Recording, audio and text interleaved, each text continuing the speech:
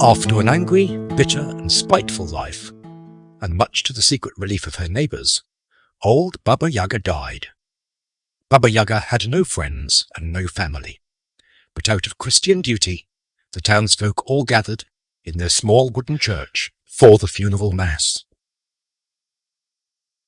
At the time appointed for the eulogy, there was no one to speak for Baba Yaga, so the old priest addressed his congregation.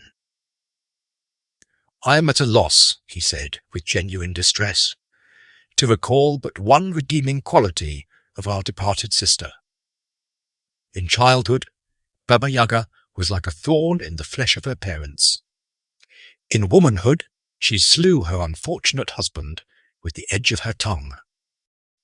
In motherhood, she neglected her children, who bolted as soon as they were enough years, and they have never returned. Baba Yaga wore her disdain for the cloth openly, and she never let a kind or good word about any of you pass her pursed lips. And yet," he continued with a sigh, "we are gathered here to commend Baba Yaga's soul to the Lord. So speak up now, any of you who can recall a bright moment in this most dismal of lives."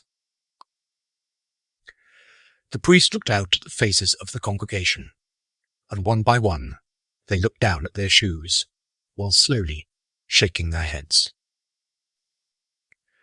An uncomfortable silence filled the old building. Then, from the very back of the church, hesitantly, a ragged beggar spoke.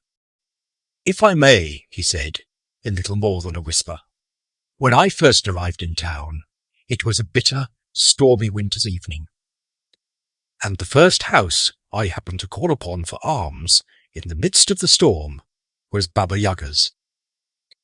She threw me a wizened onion before shutting the door." The priest raised his thankful eyes to heaven.